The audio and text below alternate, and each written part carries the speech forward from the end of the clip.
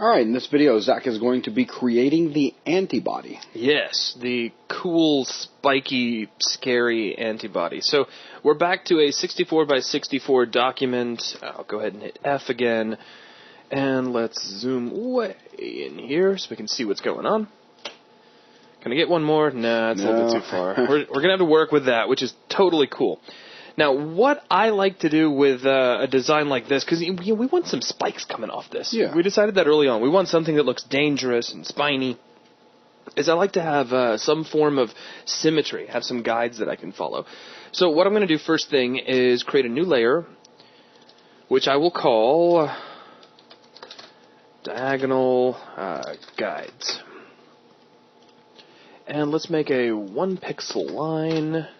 And it doesn't really matter what color it is, but I'll make it black anyway. And what we're going to do is drag this straight from one corner to another. If it's off by a pixel, it's not going to matter, but that looks pretty much dead on. It does. And we'll make another one that crosses over like so. So we have a nice little guide there. Let's make another layer, and we'll call this body guide. And what this will do is give us a general proportion for the body size of our antibody. And to create the body size of our antibody, that was great. To create this, I'm going to grab my elliptical marquee tool. And then while I'm dragging out, we'll hold down Alt and I'll hold down Shift. So I'm getting a perfect circle. And we'll drag out probably about right there. Looks pretty good. And I'm gauging that by it's somewhere around half the distance from the center to the wall. So there's the general size of the body we're going to have. So let's hold down Alt and hit Delete, which will just fill that in with black. Let's hit Control D to deselect that. Now, from here, you've got some options as to, what kind of guides you want to drop in. You could, of course, we could hit Control R to bring in our rulers. And let's see, what are we set up to? To pixels? Let's do this to percentage. Not that it matters that much, but we could put in a guide here at 10%, and then another one here at 90, maybe even, let's push that to 5 and 95%. So we'll get us even closer to the wall.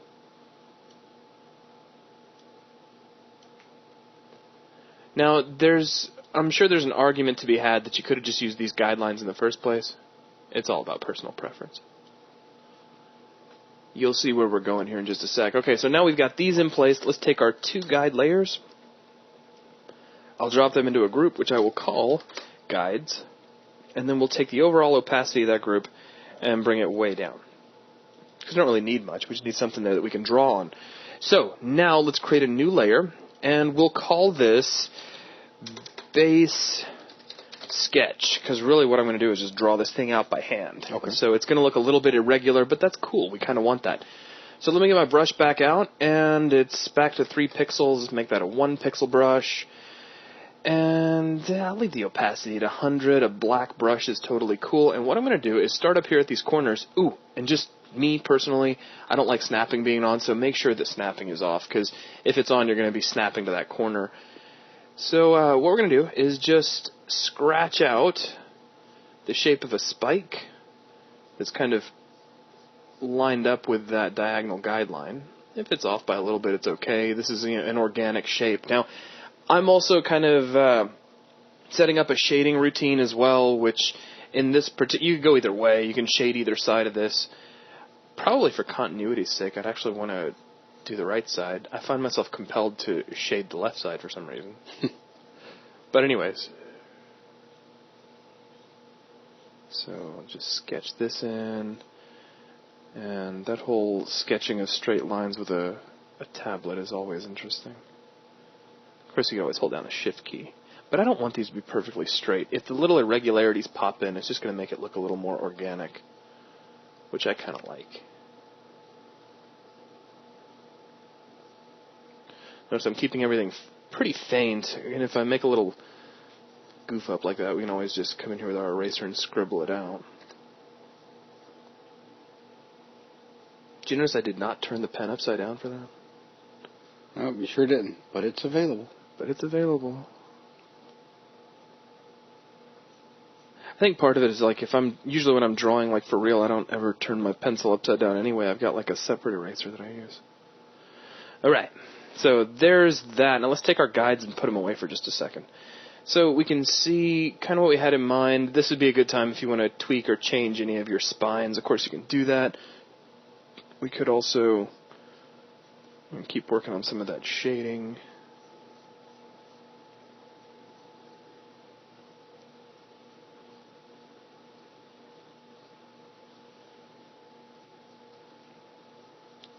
Okay, we'll bring our guides back in.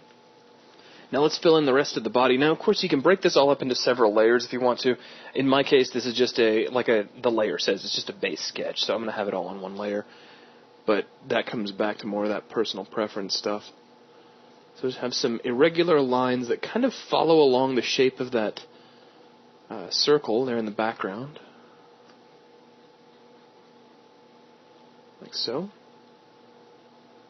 Also going to draw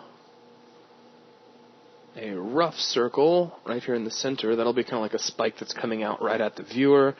And because we're shading the left side, we'll put some shading over here. Now that's getting really dark, but that's okay. I think I'm actually going to make a darkening pass on this whole thing anyhow.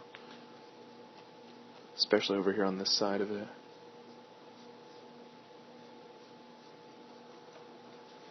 Because you can always pull back on your overall opacity anyway if it's too dark.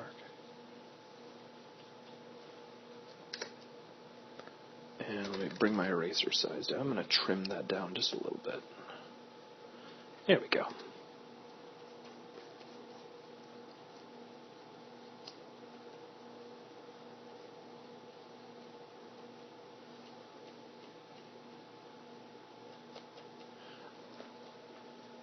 And I think that'll get us there. Okay. So with that, well, actually no, I wanted more spikes. I think that's what I remember when first time I did this. I was like, that's cool, but we need more spikes. So I have these little tiny baby spikes out here. Not to change my mind in the middle of the video or anything. I'll just get that kind of overall darkening.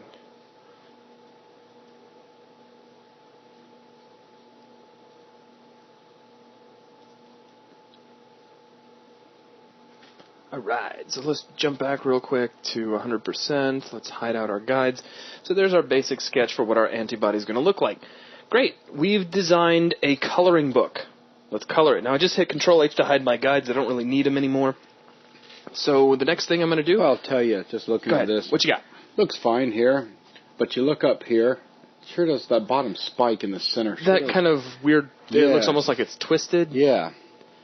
You can start to see it when you get all the way out. Yeah, I mean, I never really rely too much on the navigator because I don't, and like often it doesn't look dead on. Like you can see a difference here. I can pull them up close to each other so you can actually see the two. But it wouldn't be all that hard to fix either way.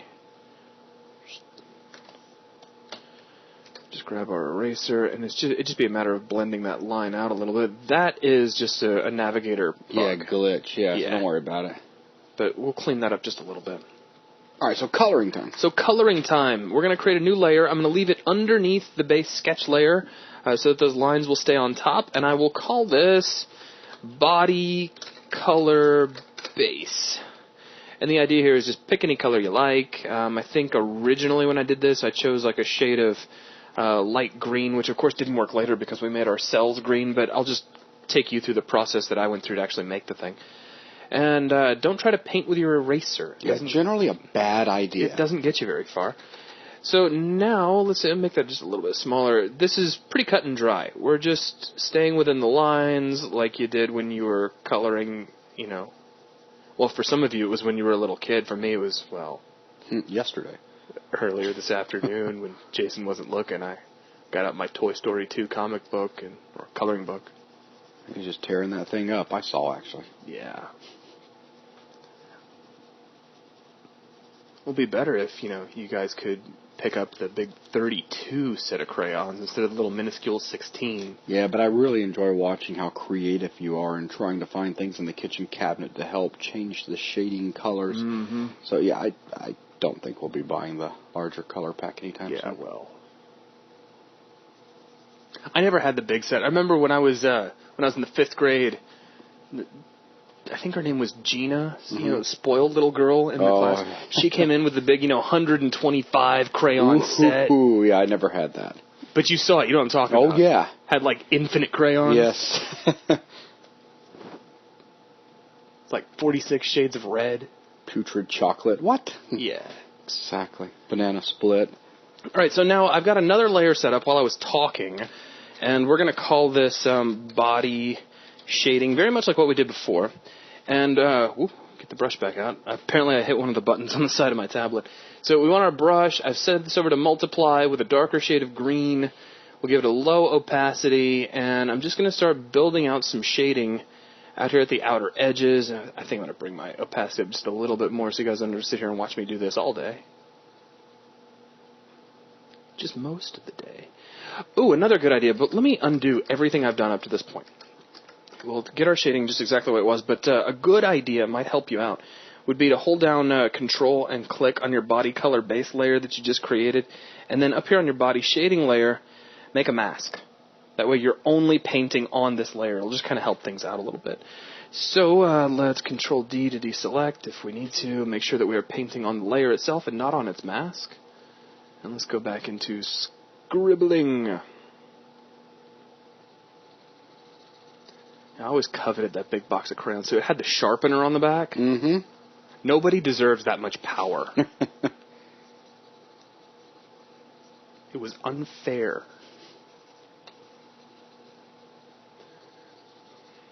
Alright, now just to make things a little irregular, I'm going to take my brush size way down. I'm just going to make some sort of lumpy areas just by layering up a few strokes. I'm not going to be blurring this one out. This is going to be intentionally irregular with funny little protrusions and shapes. Little divots in it. Yeah, so you're adding some depth. That's really all you're doing. I'll go get a darker shade of green. I'll get somewhere here around the edges a little bit.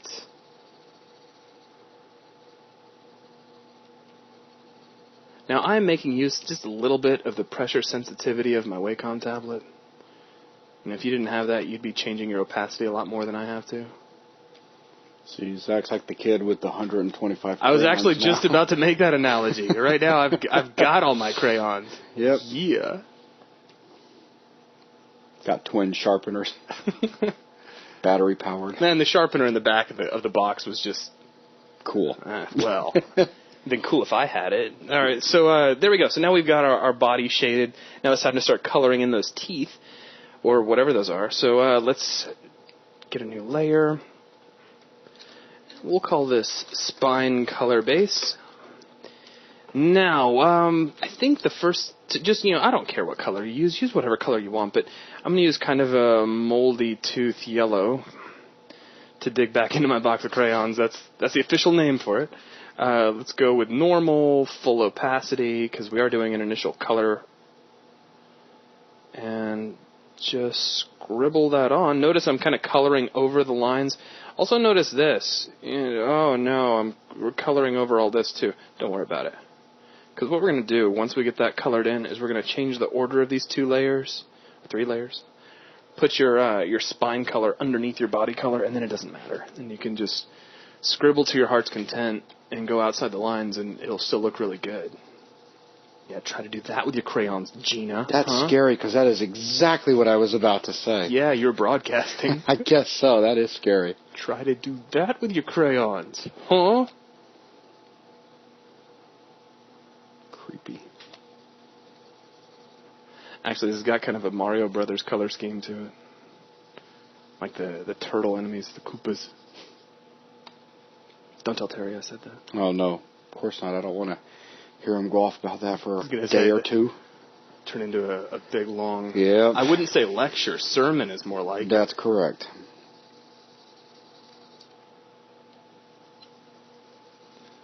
All right.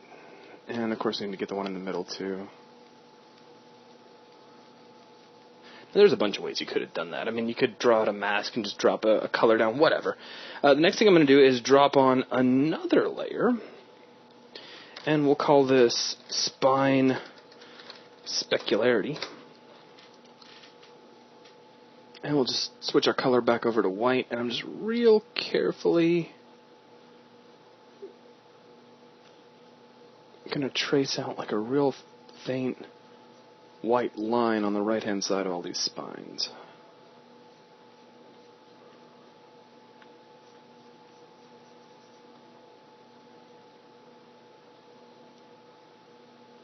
And this one will just kind of make like a little triangle. And a little bit over here, and not so much over there. Maybe just a dot. Okay, so now let's back out. So there's what our antibody looks like. Now would be a good time to go in and start evening things out. Like I noticed, like my shading is kind of heavy up here on this upper spike, and it looks a little off balance. So we go back down to our base sketch. Let's get our color black back out. Ooh, and that's a little heavy. Let me undo that, and I'm going to pull down my opacity. We can just build that shading up a little bit.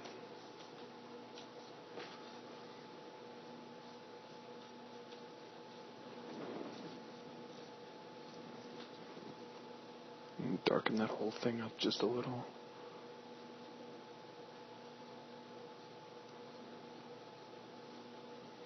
Actually, this could probably stand to be erased back a little.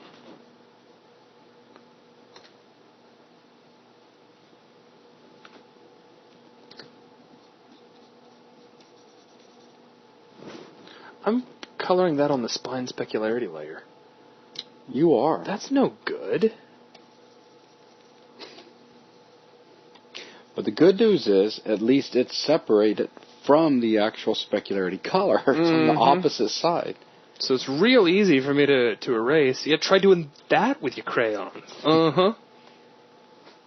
Sorry, I'll quit that. It's probably not even funny. It's just not nice, Zach. It's not. We do all sorts of mean stuff when we're little kids. Yeah, that's true. Of course, I'm not a little kid, so I have no excuse, but it's still fun, to be mean every now and then. I don't know about that, Zach. You know about what, being mean? No, I don't know about that. You taught me all sorts of stuff about it. What's with the notebook you have me keep? Well, you know how that goes. Yeah.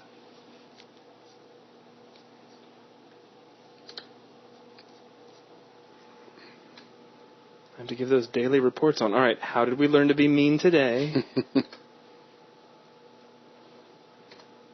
Well, I helped an old lady across the street right after I shoved her down. I helped her across the street by shoving her down and dragging her. All right, that's awful. Just kidding, of course. Yeah, we're just kidding, and it's not funny. We shouldn't be laughing about that. All right, so stop laughing about it. But so there we go. There's our antibody. And I was looking at the Mario spike. The Mario's, and that looks a lot more even as far as the shading goes. It does. Now, at this point, just like with the original cell, you might want to change the color around a little bit. And it's all about where you choose to make that color change. So what I would do is I would hold down Control and click on the layer mask we made for the body shading layer and drop on right above the body shading layer another hue saturation layer, and then you can just push your hue to whatever. I think we ended up settling on blue. Now, you might also notice that there's some strange color changing going on right at the fringes of your spikes. That would be where the two colors, the yellow and the green, are kind of merging. Pull all the way back and see if it's going to be a problem. Mm-hmm. If it's not going to be a problem, don't worry about it. Yeah, where the yellow and blue is merging. Yeah. To give you green. What did I say? Yellow and green. Yellow and green. Well, you know what I meant. Yeah. That's the key. But anyways, you can also hold down Control on your spine color base and click on the actual layer, and we could drop on another one of these. And we could change the color of the spikes a little bit, maybe push them a little more toward orange since we're using a blue color. Mm-hmm. And that looks pretty good. And then, of course, if you needed to do any kind of correction, it would probably just be mostly focused around taking that hue saturation and then tweaking its mask around a little. So maybe grab a black brush, so let's hit X to flip our colors around, and pull some of that out. You'd also want to go in and maybe take your body color base and start erasing away from there. But I don't really see any major problems here. There's just it looks like a little bit of plaque around the base of the spikes. Just if you have a worse version of it than I do, you might want to go in there and start digging through your layers and taking out pixels. Another correction, and this is messy, but I've done it before, is you put a layer on top of everything that's like your color correction layer, and just paint the proper color pixel you want right on the very top. All right, so with that, I think we've got our antibody all taken care of. Okay, looks so good. Now we can, of course, just chop out its background and then just go to File. Let's first do Save As, and we'll put this in our original PSDs as antibody, and you can't see what I'm typing, _1. Again, just in case we ended up having to make variations later. Click OK, and then Control-Shift-S for Save As one more time. Up arrow, and we'll set this to PNG, and I'll just name this antibody.png with no interlacing. Click OK, and we're done. Excellent. And that is going to wrap it up for this video. Thanks a lot.